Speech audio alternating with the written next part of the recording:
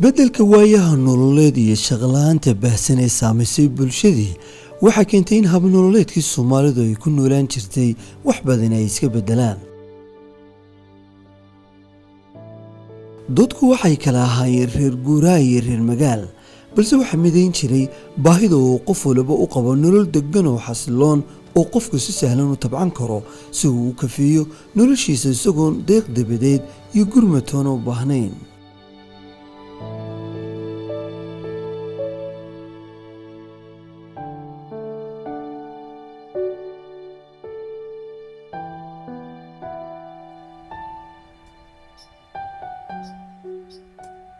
waxaan idiin soo bandhigayaa arrin inagu wada cusub oo ku saabsan laba hablood oo da'yar oo degan magaalada Hargeysa. waa Suhuur Cabdilqaadir iyo Najma Cabdilaahi, hablahankoodu sareeyo oo ku dhaqaaqay tallaabo mudnaanteeda leh in lagu wada daydo.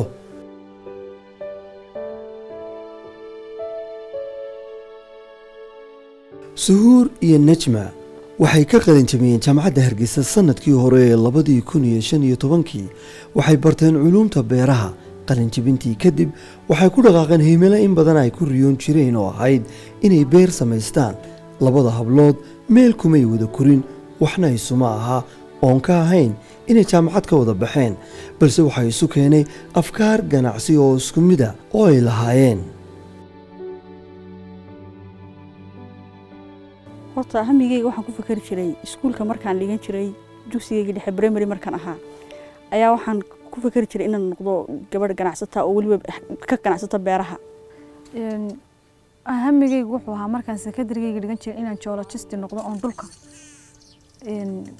wax ka dhigto oo qaybta mainka ama soilka qaybaha ciidda ee dhulka aan dhigto.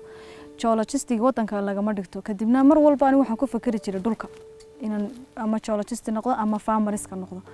jaaniskii labaad ayaan ahaa inaan farmer deetana noqdo. saasaan agriculture ku soo galay jaamacadda. markii ugu horeysay aan soo galayba targetkaygu isagoo laba ahaa ban mid markaan wadankii ka laabay opportunity-gayga labaad agriculture saasaan ku yimid. fakalkii beeraha markaan ka qayb qaatay aan ka mid noqday waxaan qaadanay casharadii beeraha lagu qaadanay courseski beeraha lagu qaadanay. courseska aan interest-kayga ahaa bay ahaayeen dhammaantood marka laga reebo 3-4 course ee baan ku wada baxay.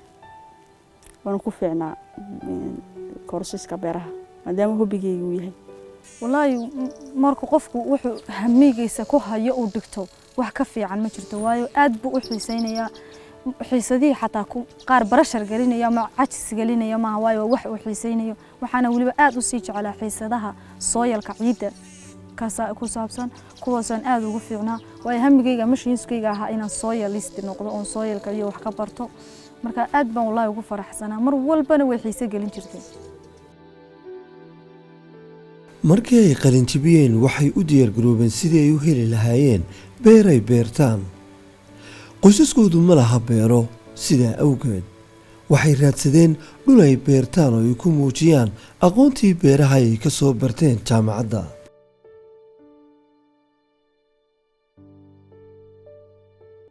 caqabado badan ayaa waajahay markii ay raadsanayeen dhul ay beertaan. waxay wareegeen tuulooyin iyo daabiyado fogfog oo ka fog meelihii ay degganaayeen.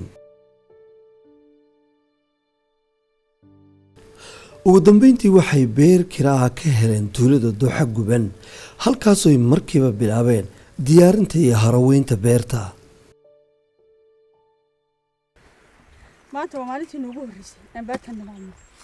waxay ahayd taariikhdu waxay tahay maanta bisha waa 12 February. waa maalintii aan u horeysay aan sameeyno land clearing-ka. land clearing-ka marka la sameynayo waxa la remove gareynayaa dhammaan si dhulku nadiif kugu noqdo. wax alla wixii dhulka ku jira ayaa laga remove gareynayaa.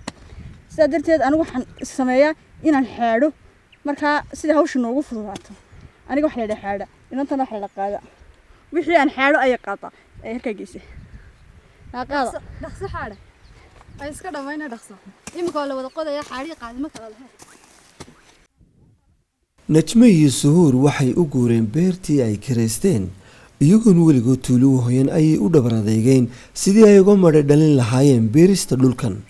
markaad dhinac ka eegto ma hawl yara caqabadaha ka hor iman kara hablahan, balse waxay muujiyeen howlkarnimo iyo dadaal aan yarayn oon cidna gacan ku siin kharashaadka nolol maalmeedkooda iyo sidoo kale kharashka siidhka iyo waraabka oo runtii iyaga ku cuslaa.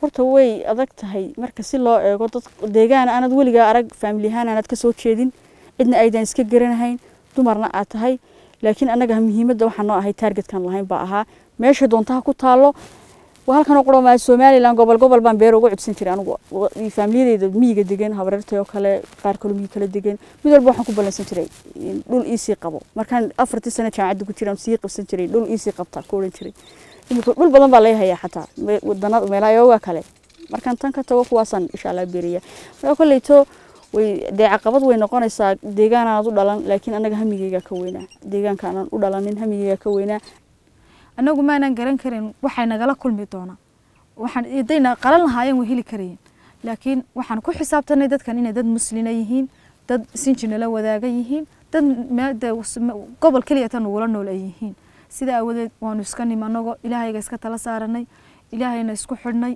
ayaanu iska tala saaranay mar walbana ilaahay baan ka bari jirnay haduu khayr noo leeyahay inuu ilaahay noo fududeeyo haddii kalena ilaahayna baal mariyo markasta wuu noo fududaan jirtay saasaanan ku nimi deegaanka markaan nimi wax dhibaato ay xagga financialka mooyaane wax dhibaato oo personal ahaana ama aan odhan karna habla ahaan bay damage nagu soo gaadhay maanan arag si fiican bay noo soo dhaweeyeen.